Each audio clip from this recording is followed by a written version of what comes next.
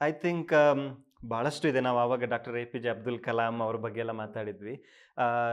Dalai llama ಅವರ ಒಂದು painting ಮಾಡಿದಾಗ, ಅದು ಡೆಲ್ಲಿಯಲ್ಲಿ ನಡೆದಂಥ ಒಂದು ಕಾರ್ಯಕ್ರಮ.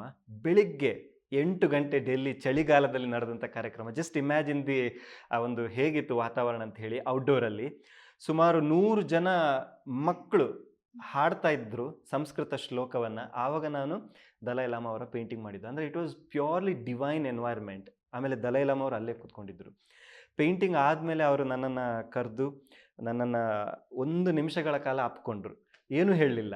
ಸೊ ಆ ಒಂದು ನಿಮಿಷ ಅವರನ್ನ ಅಪ್ಕೊಂಡ ಕ್ಷಣ ಇದೆಯಲ್ಲ, ದ್ಯಾಟ್ ಈಸ್ ಐ ಥಿಂಕ್ ಜೀವನದಲ್ಲಿ ಎಂದೆಂದಿಗೂ ನೆನಪಿಡ್ಬೇಕಾದಂಥ ಒಂದು ಕ್ಷಣ. ಪೇಂಟಿಂಗ್ ವೈಸ್ ಅಂದರೆ ಪ್ಯೂರ್‌ಲಿ ಆ ಪೇಂಟಿಂಗ್ ನನಗೆ ಖುಷಿಯಾದಂಥ, ನನಗೆ ಪೇಂಟಿಂಗ್ ಭಾಳಷ್ಟು ಪೇಂಟಿಂಗ್‌ಗಳು ನನಗೆ ಖುಷಿ ಆಗೋದಿಲ್ಲ ನಾನು ಆನ್ ಸ್ಟೇಜ್ ಮಾಡುವಂಥದ್ದು. ನನಗೆ ಎಷ್ಟೋ ಬಾರಿ ಆಡಿಯನ್ಸ್ ಸ್ಟ್ಯಾಂಡಿಂಗ್ ಓವೇಷನ್ ಕೊಡ್ತಾರೆ. ಬಟ್ ಬ್ಯಾಕ್ ಸ್ಟೇಜ್ ಹೋದ್ಮೇಲೆ ನಾನು ಅಂದ್ಕೊಳ್ತಾ ಇರ್ತೀನಿ, ಅದು ಒಂದು ಸ್ವಲ್ಪ ಚೆನ್ನಾಗಿರಲಿಲ್ಲ, ಅದು ಮಾಡ್ಬೋದು ಅಂತ ಹೇಳಿನೇ ನನಗೆ ಅಂದ್ಕೊಳ್ಳೋದು ನಾನು. ಹಾಗಿರುವಾಗನೂ ನನಗೆ ಖುಷಿಯಾದ ಕೆಲವು ಪೇಂಟಿಂಗ್ಸ್ ಅಂದರೆ, ಇಂಡಿಯಾಸ್ ಗಾಟ್ ಟ್ಯಾಲೆಂಟಲ್ಲಿ ನಾನು ಆಡಿಷನ್ ರೌಂಡಲ್ಲಿ ಗಬ್ಬರ್ ಸಿಂಗ್, ಅಮ್ಜದ್ ಖಾನ್ ಅವರ ಪೇಂಟಿಂಗ್ ಮಾಡಿದ್ದೆ 2.5 ನಿಮಿಷದಲ್ಲಿ. ಅದು ನನಗೆ ಪರ್ಸ್ನಲಿ ಖುಷಿಯಾಯಿತು. ಅದೇ ರೀತಿ ಜೋಕರ್ ಏಷ್ಯಾಸ್ ಗಾಟ್ ಟ್ಯಾಲೆಂಟಲ್ಲಿ ನಾನು ಪೇಂಟಿಂಗ್ ಮಾಡಿದ್ದೆ. ಅದು ಆ್ಯಸ್ ಅ ಪೇಂಟಿಂಗ್ ನನಗೆ ತುಂಬ ಖುಷಿಯಾಯಿತು. ಆಮೇಲೆ ಪೇಲೆ, ಫುಟ್ಬಾಲ್ ಲೆಜೆಂಡ್, ಅವರ ಕೂಡ ಒಂದು ಪೇಂಟಿಂಗ್ ಅಂದರೆ in terms of purely painting quality ನನಗೆ ಪರ್ಸ್ನಲಿ ಸ್ವಲ್ಪ ಸ್ಯಾಟಿಸ್ಫ್ಯಾಕ್ಟರಿ ಅಂತ ಅನಿಸ್ತು.